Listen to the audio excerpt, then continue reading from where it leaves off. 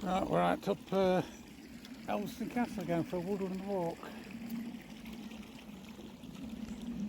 Refresh and reboot.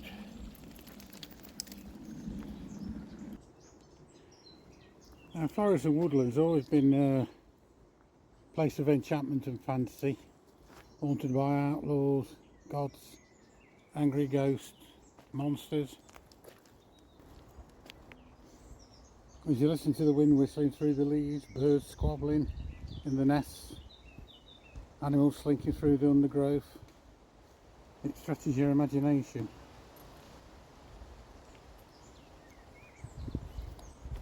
When you see trees, some older than cities, slumbering peacefully in hidden glades, and time seems to move in a different rhythm in this place, and you've got to move with it or be swallowed up by the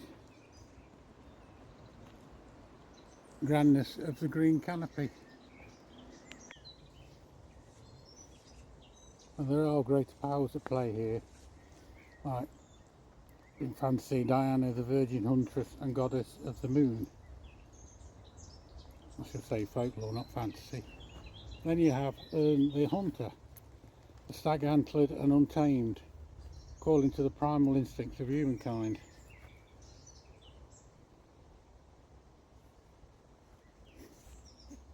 And the green man in shadow, a being of leaves and vines that may symbolise the compassion of nature or its fury.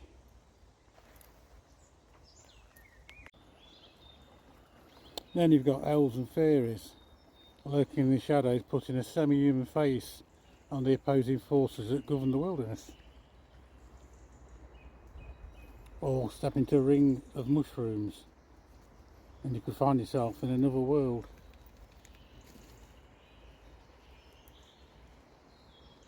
This is all from ancient folklore of woodlands and forests.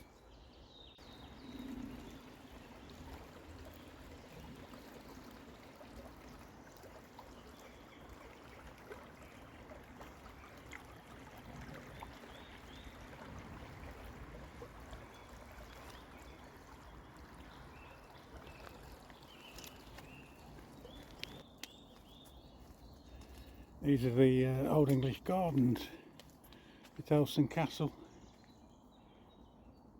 Can never get in, they're always shut.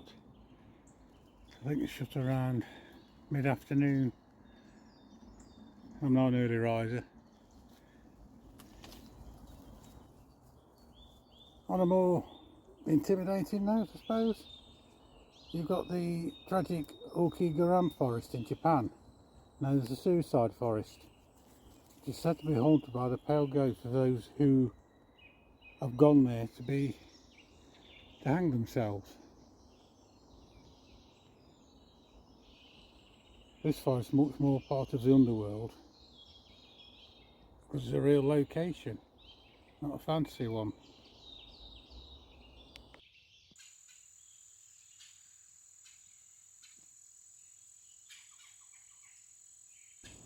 I suppose, putting aside all these historic dangers, forests are often seen as a place of opportunity where adventure awaits and fortunes can be made.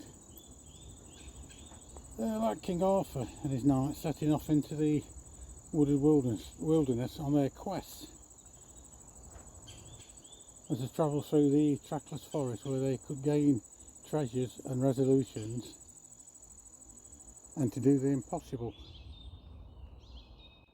Of course, there's been people who have made their homes in these ancient wildernesses, and the most famous of these is the mythic forest dweller, probably Robin Hood, who lived in untamed lands beyond the control of a king and country. Now that reminds me of a dryad or an ent. But I'd imagine the real life of an outlaw in medieval England would have been far less peaceful than the tales that we get told and passed down to us of the merry rogues. It likely would have been desperate, cold and short-lived. After all, another name for outlaw in medieval England was wolfshead, which meant that they were to be killed with impunity, just like a wolf.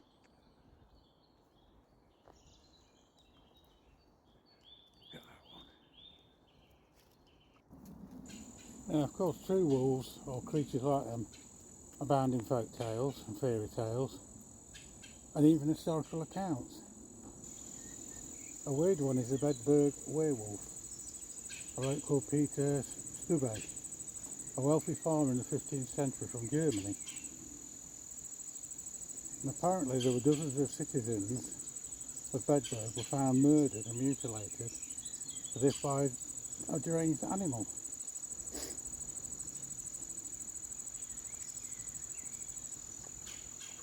Well, of course we'll never know the true cause of what happened, but this Peter confessed to the murders after apparently being caught partway through a transformation from wolf to human.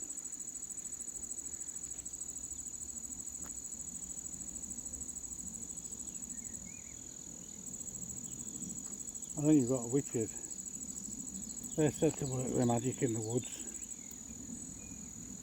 I mean, modern pagans and Wiccans, etc., may draw on the positive connections of the forest, seeking to get closer to nature, or to draw power their own rituals and practices.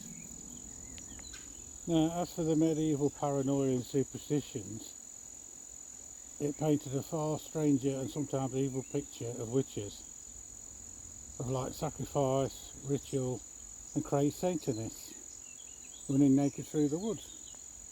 I wondered if this idea of forbidden powers connected to the wild is unique to Europe.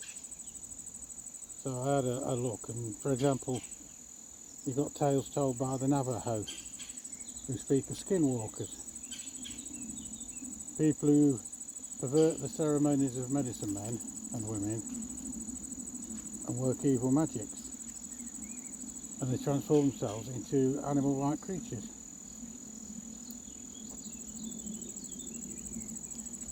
Now, of course, the forest itself has power. Listen closely to the wind as you pass through the many paths of the forest, and you may hear the dryads whispering.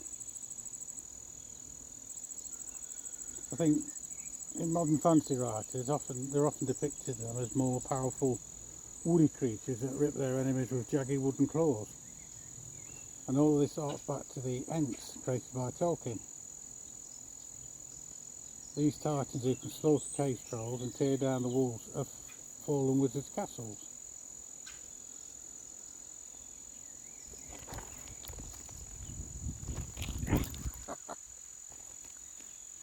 Oh, over I go, about to happen. I think the Ent story seems to represent Tolkien's hatred for industrialisation and something to do with experiences he had in World War One.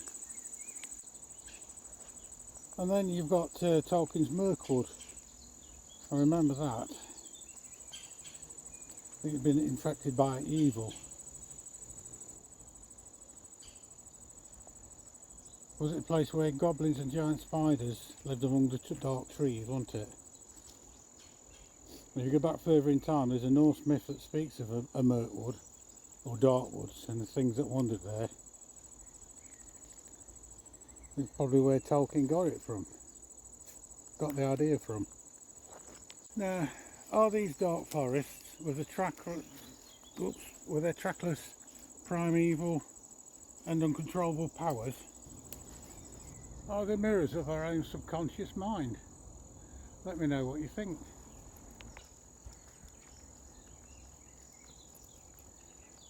There's some coming through the trees. It was raining thunderstorm an hour ago. British weather for us.